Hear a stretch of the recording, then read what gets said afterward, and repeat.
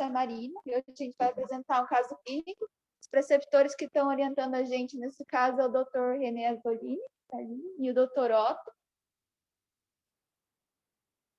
Então, nosso caso é de um paciente com uma febre de origem indeterminada, ou febre obscura, e síndrome consumptiva.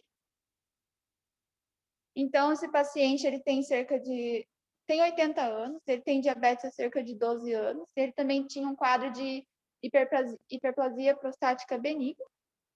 Ele usa metformina e doxazosina. Então, em outubro do ano passado, ele procurou o consultório do Dr. René, né, que é especialista endocrinologista, com urgência, porque ele estava se queixando de mal-estar há cerca de 30 dias, tinha uma fraqueza progressiva que foi piorando e uma inapetência. Além disso, ele referiu um quadro de febre, principalmente à noite, uma febre de até 39 graus, acompanhada de sudorese, de tremores, e que cedia com antitérmico. Ele ainda também referiu uma perda nesse período de aproximadamente 7 quilos. Então, ao exame físico, ele tinha um mau estado geral, tinha febre, tremores, sudorese, taquicardia, taquipneia. E, além disso, ele tinha essa lesão no joelho esquerdo, que era uma origem incerta, ele não sabia explicar bem. A princípio, seria uma queimadura, um acidente com um fogão. E tinha um aspecto cicatricial, com bordas bem delimitadas, uma base eritematosa. Então, foi feito também um ultrassom no consultório, ultrassom abdominal. Foi possível ver uma hepatosplenomegalia, uma linfonodomegalia no tronco celíaco, e também esse ducto de Virchow discretamente dilatado. Então, diante desse quadro de febre, de hepatosplenomegalia, de perda ponderal e com essa lesão cutânea, uma das principais hipóteses diagnósticas levantadas foi de leishmaniose visceral. Então, além disso, também pensou em SEC ou em outras lesões, úlceras causadas por infecções, enfim. Foi realizada uma biópsia da lesão e foram solicitados exames laboratoriais e uma tomografia de tórax. Então, nos laboratoriais, ele tinha uma anemia, uma plaquetopenia, VHS elevado, as enzimas hepáticas um pouco elevadas, bilirrubina, fosfatase alcalina. Os marcadores tumorais não estavam alterados. As culturas eram negativas, as sorologias também, nada que chamasse atenção. E o resultado da biópsia mostrou uma ausência de malignidade e também uma ausência de sinais de BLET, né, que são aquelas lesões ulcerosas, pode ser causado por blastomicose, leishmaniose, carcinoma espinocelular, cromomicose ou tuberculose. Então, com isso, a hipótese inicial foi descartada. E aí, esse paciente, ele foi liberado, ele demorou um tempo para voltar para o consultório, ele acabou sendo internado em Santa Catarina, ele voltou aproximadamente um mês depois.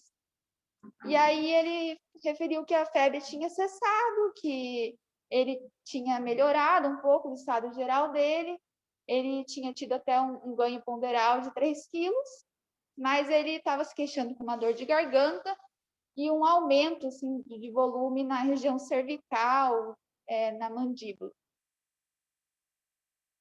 Então, ao exame físico, ele tinha um aumento da tonsila palatina direita, né? E tinha essa linfonodomegalia submandibular e cervical, que chamava bastante atenção. E no ultrassom ainda mostrava, no ultrassom abdominal, né, tinha linfonodos mesentéricos, como antes, e no ultrassom cervical tinha bastante linfonodos aumentados nas cadeias submandibular e cervical. Então, diante disso, a hipótese diagnóstica principal foi de linfoma. Então, foi feita a biópsia, né, desse linfonodo, e aí veio o resultado de linfoma não Hodgkin. Aí foi feito, esse paciente foi encaminhado, né, para Cascavel, C11, e foi feito o PET scan, e aí mostrou um processo linfoproliferativo com acentuada atividade nas linfonodomegalias supra- e infradiafragmáticas, com envolvimento da orofaringe, do baço, da medula óssea e dos pulmões. E aí esse paciente retornou no consultório do Dr. René somente esse ano, agora em abril. Ele já tinha realizado 6 ciclos de quimioterapia. Ele tinha queixa de calafrios, cansaço, mal-estar, diarreia ocasional. Ele estava também com uma sonda vesical, devido àquele quadro que eu mencionei de hiperplasia prostática, né? Estava obstruído. E ele teve novamente uma perda de aproximadamente 8 quilos. Ao exame físico, ele estava febril novamente, tinha murmúrios vesiculares na base do hemitórax direito, maciçez percussão, e aí pensou-se até numa infecção urinária, como ele estava com aquela sonda ali, mas a urina estava límpida, ele não tinha outros sintomas urinários. E aí foi solicitado hemograma, tomografia de tórax, ele foi encaminhado de novo para o CEONC, e aí lá teve resultado de neutropenia, né? Raio-x de tórax sem alterações. Então, o diagnóstico era, né, a emergência oncológica, neutropenia febril pós-quimioterapia. Então, ele foi internado e recebeu antibiótico terapia, e desde então ele não voltou ao consultório.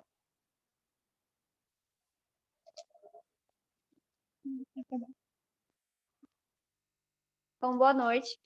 Eu vou falar um pouco sobre a febre de origem indeterminada e como que a gente vai prosseguir com a investigação. Então, basicamente, a gente vai usar 3 critérios. Temperatura, ela pode ser a aferição oral, que vai ser de 38,3, que corresponde à temperatura axilar de 37,8. A gente vai ter que avaliar também a duração, pelo menos 3 semanas de febre, e geralmente uma investigação que não tem nenhum resultado, não tem nenhum diagnóstico firme. E isso inclui 1 semana de investigação hospitalar. As principais etiologias são, então, infecções, neoplasias ou doenças do tecido conjuntivo. Nas infecções, a gente tem, dentre elas, tuberculose, paracoccidioidomicose, sinusite e osteomielite. Nas doenças do tecido conjuntivo, a gente pode citar o lúpus, artrite reumatoide, artrite não especificada, polimiosite, e dentro das neoplasias, como foi visto aqui, a gente pode ter linfoma não Hodgkin, leucemias, dentre outros. E assim, a maioria dos casos, geralmente, ela tem uma evolução benigna, digamos assim. E as manifestações geralmente vão ser atípicas, não é aquela coisa normal que a gente encontra na doença escrito no livro. Então, quando a gente tem um caso de febre indeterminada, a gente vai pensar em manifestações diferentes do habitual. E você vai se basear no contexto. Então, se você está investigando uma doença e você não tem uma direção, você não tem um caminho certo para ir, você vai começar com o básico. Uma anamnese detalhada, um exame físico bem feito, e os exames começamos do simples para o mais complexo. Até que a gente tem um fluxograma, então a gente começa a investigação com hemograma, provas inflamatórias, função renal, função hepática, sorologias básicas. Se isso não te direciona, você vai para exames mais complexos, endoscopia, colonoscopia, PET scan. Se ainda você não consegue achar um diagnóstico, você vai para exames mais complexos ainda. Você faz uma biópsia de medula óssea, por exemplo, e também pode fazer uma biópsia de artéria temporal uni ou bilateral, pensando em arterite temporal. No caso, está aqui. E, por fim, se você não tem um diagnóstico, você vai ter que basear na gravidade do caso. Se é um paciente que não tem gravidade, não tem alguma doença, não tem comorbidade, você vai continuar acompanhando pelo menos por 6 meses após cessar da febre em caráter ambulatorial. E se ele tiver algum critério de gravidade, você vai provavelmente não, você vai pensar na prova terapêutica, mas não há um consenso sobre isso, porque você usa corticoide, um antibiótico, você pode mascarar futuros sintomas. E acho que é isso. Então, nem todos vão usar a prova terapêutica, porque não é um consenso, não há uma definição sobre isso. E, por exemplo, você pode ter um caso de tuberculose que a pessoa pode ter um granuloma no exame e sem encontro do fungo exatamente, do fungo não, do micro-organismo, você pode tentar essa prova terapêutica, mas não há uma certeza quanto a isso. E seria com a menor dose possível para não ter efeitos colaterais muito grandes no paciente. Então, se o paciente está estável, a gente vai considerar o uso de anti-inflamatório não esteroidal. E, geralmente, a gente tem uma evolução favorável nesses casos. Que não foi igual ao caso que a gente apresentou. Acho que seria isso. Manter o acompanhamento ambulatorial se o paciente não tem nenhum sinal de gravidade. Essas são as referências.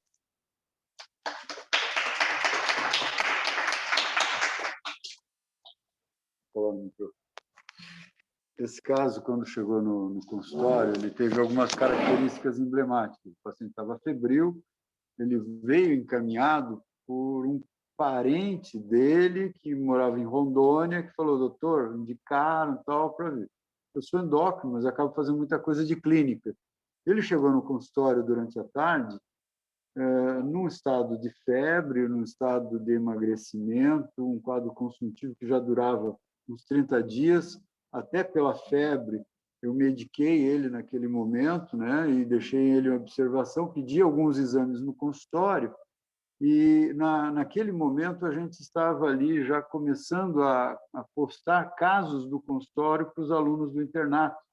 Então virou meio que uma discussão online, até que a gente comentou ali no grupo sobre o caso, e eu ia postando, né, alguns dados do caso meio que simultaneamente para o aluno, e a gente ia discutindo isso. Então, ficou bem interessante. Esse paciente saiu do meu consultório 9h da noite, quando chegaram alguns exames. A princípio, ele não tinha linfonodomegalia, não tinha alteração na ausculta, então pensei em endocardite, mas eu pensei também o que faria uma hepatoesplenomegalia febril. A primeira coisa, obviamente, é a gente pensar num linfoma, numa doença neoplásica. Mas ele tinha uma lesão de pele que ele não sabia informar. Ele dizia que foi um raio que pegou, que passou pelo fogão e pegou na perna dele. Ele estava meio confuso, na verdade.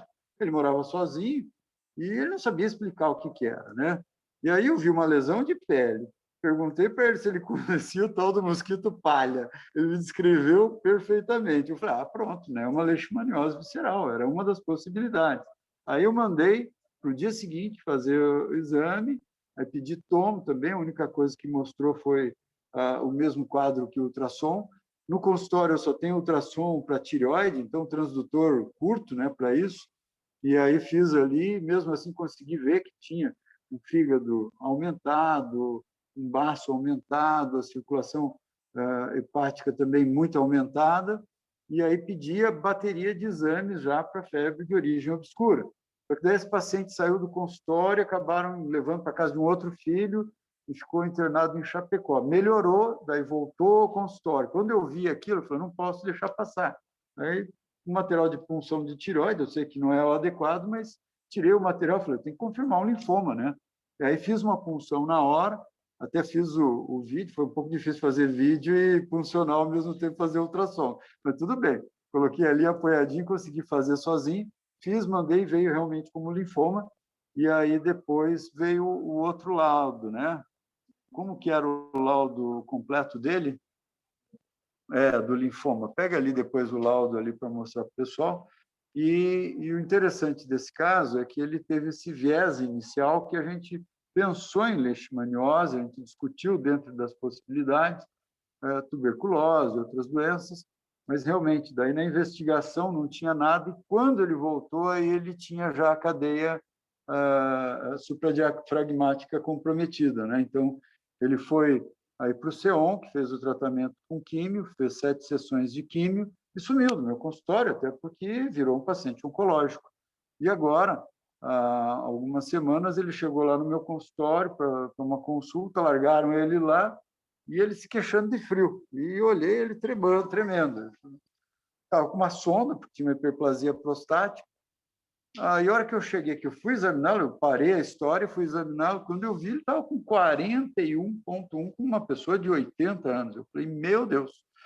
Aí ele, né, com toda a dificuldade, tremor, parecia que tinha alguma coisa pulmonar, a urina estava clara, e aí eu já pedi que fizesse, então, um raio-x, pensando em pneumonia, por ser imunocomprometido, infecção urinária pelo aspecto da urina ali, apesar de já tinha que ter tirado aquela sonda há muito tempo, ficou ali, porque ele foi embora, e aí no CEON que o pessoal viu que ele tinha, então, uma neutropenia febril e já entrou com antibiótico terapia para ele, e depois eu não tive mais o contato com ele. Ele deve voltar aí por essas horas no consultório. Mas são pacientes que, habitualmente, a gente pega, né, dentro do consultório, pega dentro da emergência, que eu acho que é uma coisa importante. Ali foi falado sobre a abordagem ter que ser ambulatorial ou internado. Na prática, hoje, o que a gente vê? Com o acesso que a gente tem aos exames tão fáceis, muitos desses pacientes não são mais internados, né? Você acaba pedindo tomografia, pedindo os exames ambulatorialmente. Raramente, quando o estado geral é muito comprometido, a gente acaba internando. Mas tem aí sempre umas armadilhas diagnósticas, né? Eu sempre conto casos anedóticos. Eu tinha uma funcionária do consultório que teve um quadro de febre vespertina, um pouco de sudorese noturna, e eu olhei, ela tinha emagrecido, e ela falou que estava fazendo uma dieta. Eu achei aquilo muito estranho, porque ela nunca emagreceu e disse que não tinha fome. Aí eu olhei ela um pouco suada, coloquei o termômetro 37 ponto alguma coisa. Pouca febre, mas tinha. Aí já levei o consultório, auscultei, não achei nada, e eu falei, olha, precisa investigar. Aí comecei a investigação dela, vi que ela tinha um pouco de atividade inflamatória aumentada. Na sequência, ela continuou emagrecendo, fazendo febre, foi internada na UPA com uma suspeita de pneumonia. Aí cheguei na UPA, fui vê-la, estava lá, uma pneumonia que eu olhei, o raio-x não tinha nada, acharam que tinha, deram antibiótico. Aí eu falei, olha, febre de origem obscura, não estou achando nada, eu vou pedir ecocardio, mandei para o cardiologista, fez ecocardio, não achou nada. Aí internou de novo na UPA com uma infecção urinária, que era uma infecção urinária porque tinha leucocitúria. Lembrando que leucocitúria em paciente febril é muito comum. Aí eu cheguei, não concordei com o diagnóstico, não tinha nitrito positivo, e enquanto eu falava com ela, a boca ficou assim. Ela fez um AVC na minha frente. Eu falei, mas endocardite. Mandei para o hospital, já tinham começado com um antibiótico para ela lá na UPA, para essa suposta infecção urinária, baseado em leucocitúria. E aí mandei para o hospital regional, foi internada lá, fizeram um segundo ecocardio e deu normal para a paciente, e aí ela recebeu alta, né, um pouco sequelada daquele AVC, tudo, já estava afastada do coisa, me falou que tinha passado mal, piorou, fez um segundo AVC, e aí minha esposa falou, meu Deus, essa mulher vai morrer, o que ela tem? Eu falei, para mim é uma endocardite bacteriana. E aí ela tomou antibiótico e não está aparecendo. Aí minha esposa falou, mas não tem o que fazer por ela? Eu falei, tem, deixa eu dar um jeito. Aí eu liguei para o pessoal e pedi um transesofágico para ela, um ecocardio transesofágico. Quando eu pedi o transesofágico, estava queimada a máquina na quarta-feira, na sexta-feira eu em Foz, a doutora Cláudia Carvalho me ligou e falou, René do céu, estou com a tua funcionária aqui. Tem placa para todo lado, na válvula está tudo tomado, estou internando ela na UTI, isso era na sexta-feira, no domingo ela faleceu. Então, para lembrar que, às vezes, você pega casos que estão maltratados, né? Ou que usam antibióticos e que é aquele problema ali da investigação que elas falaram, né? Você fazer algum tratamento empírico, antibiótico, corticoide, anti-inflamatório, e você mascarar o problema. Então, esse caso aí foi bem emblemático, onde a atuação médica, infelizmente, não ajudou, até atrapalhou, inclusive, na elucidação diagnóstica para esses casos. Então, às vezes, na ânsia da gente tratar, a gente acaba fazendo uma confusão diagnóstica e depois prejudicando a terapêutica. Mas é mais para a gente trazer à tona o que a gente eventualmente está acompanhando aí, que eu acho que é importante aí dentro do tema, viu? Parabéns às meninas aí pela apresentação. Também, se tiverem mais alguma dúvida do caso, né, pessoal, e agradeço aí também. Parabéns às meninas pela apresentação, doutor Renê. Eu não ajudei em nada, não sei porque que meu nome apareceu ali, mas de qualquer maneira foi muito bacana. Eu lembro de cabeça de casos de febre de origem obscura que eu atendi. Eu lembro de ter feito diagnóstico de toxoplasmose numa jovem de uns 15, 18 anos, né? E depois não me lembro de outros casos. Vocês têm algum caso que vocês querem comentar? Febre de origem obscura que vocês internaram e acompanharam?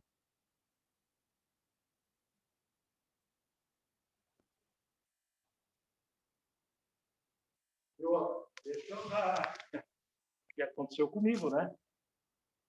Eu sofri um acidente, machuquei o dedo no sítio, uns 2, 3 meses antes do que aconteceu, e lesionou o dedo, chegou até o osso, assim, e eu curei em casa mesmo, né? Médico não vai lá na UPA, peguei e fui arrumando por ali, tomando antibiótico, e fui resolvendo e resolvi. Só que daquela hora em diante, daquele momento em diante, depois de 2, 3 semanas, toda noite eu tinha sudorese. Acordava e falava, mas tem alguma coisa estranha, né? O pijama, a gola toda molhada e tal, o que está acontecendo? Mas nunca dei bola, né? Nunca fui no médico para resolver. Isso aí é calor, é alguma coisa aí, desconforto.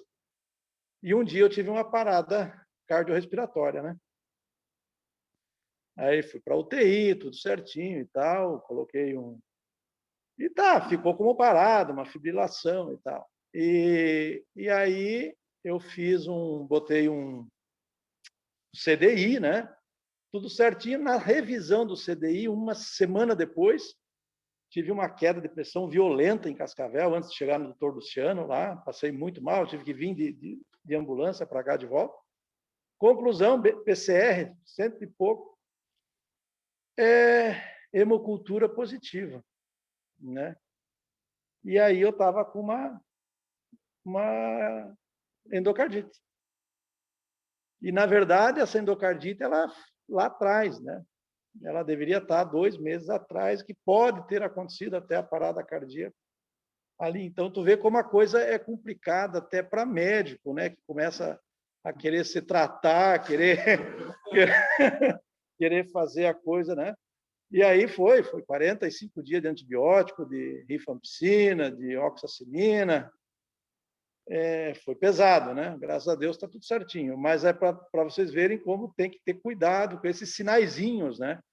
Então, aquilo que vocês falaram ali, sempre lembrar, né? A anamnese, história, né? Só a história do dedo aí, como ela é importante aí, do trauma, da infecção, né? Tudo isso é muito importante. O exame físico. Então, eu acho que realmente é isso aí mesmo. Febre de origem determinada, sudorese, que o paciente fala para nós, abre um olho, porque alguma coisa tem, né? Alguma coisa tem que ir atrás. Eu acho que é essa a contribuição aí da experiência própria, né? Não de tratar ninguém, mas de sofrer o problema.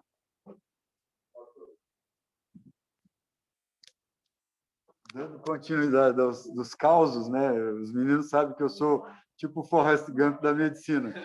Aí, a mãe de um funcionário nosso começou com sudorese, com febre. Eu falei, agora não.